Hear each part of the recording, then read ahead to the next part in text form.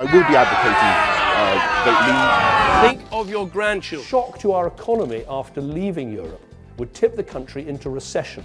The economy shrinks, the value of the pound falls, inflation rises. Take back control. Take back control. We'll take back control. Take back control for our country. Brexit has exposed itself as the lie it always was.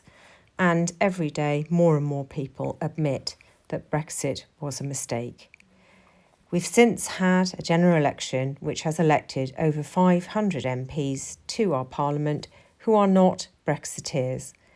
But we still have no further action on trying to get rid of Brexit and bringing back prosperity. Matthew Wright on LBC recently interviewed Denis McShane, former Labour Europe Minister, and asked some very pertinent questions about why Keir Starmer is not moving against Brexit. And he is right in that he surmises it is mad, because promising to get growth back when you're not doing anything about the trade barriers with the biggest market on our doorstep is like Canada saying that they want to have prosperity and growth but rule out free trade with the USA. To Treasury Minister Tulip Siddiq, Britain has paid the EU £23.8 billion thus far, with another £6.4 billion coming to settle our pre-existing financial obligations. So near as damn it £30 billion, which makes the £22 billion black hole that Keir Starmer's flapping about a little smaller, I suppose. I'm fascinated to hear what Denis McShane is going to say about this, the former Labour MP and Europe Minister under Tony Blair, author of Brexiternity, The Uncertain Fate of Europe. He joins me now. Morning, Denis. Good morning, Matt. Hi. So I have to say, I read the story. None of it really came as new news to me, but it is still startling to see in black and white the costs involved. Indeed. I mean, in a funny way, I sometimes think that because the figures are so big, it almost is impossible to put it on the front page. I'm an old journalist, and you need a sort of sexy, easy-to-fill story. Last week, according to Reuters, the Lord Mayor of London was saying that London just has lost 16 to 40,000 jobs. And the City of London, really good, well-paying jobs, because our firms working in the city, they can't trade as they could when they were part of Europe. So firms, the City of London Stock Exchange now is losing lots of what are called listings, but overseas firms say, right, we want to raise money, we'll list it in London. Now they go to Paris or Frankfurt or wherever, because again, we're just not part of that big market. But how you make it a real story is fascinating.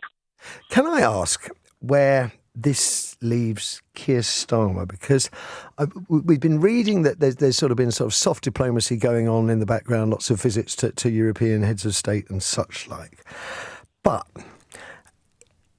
can he afford to ignore the negative impacts of Brexit? Can he? I mean, do we not need to look at things like return to the customs union, if only to get our finances back on track? Well, many of us who care for the future of the country and want to see a Labour government work ask ourselves, how do we get the growth agenda that Rachel Reeves quite rightly is pushing forward after the 15 years of lost growth, 14 years under the Tories and Liberal Dems, and then you say, and you're going to do it still cutting all links to the world's single biggest market. It'd be like Canada saying we're going to get rich, but without trading with America. Yes. It's just, it doesn't make sense. Now, there's another point worth making. At the general election in July, British people overwhelmingly said no to the Brexit Tory years, Liz Truss, Boris Johnson, Rishi Sunak, all of them, and put in, 501, I've counted them, MPs, Labour, Lib Dem, Greens, Scottish Nats, who are opposed to Brexit.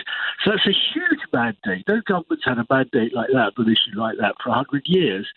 And yet no minister and very few Labour MPs are actually saying, hey, Brexit isn't working very well. Why, Dennis? Why? Why are they not saying it? They're scared. They're scared because we saw in the run-up to Brexit the emotions it generated about immigration, Yes. about control and all those issues.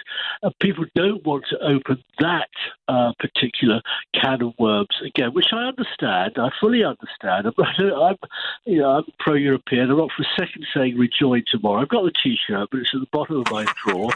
But nobody in Europe, I patrol Europe all the time, nobody in Europe wants us back, particularly at the moment, completely.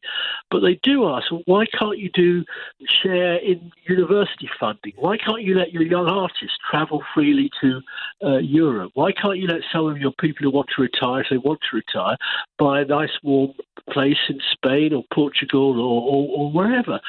Spain, I mean, two big countries, very close to Britain, old traditional democracies like Switzerland and Norway. They're not in the EU. They're not taking orders, but they do have a much better relationship with Europe. So I hope over time, and it's very interesting in the Tory leadership race. I mean, Robert Jenrick is going potty about leaving the European Convention on Human Rights, which Winston Churchill set up.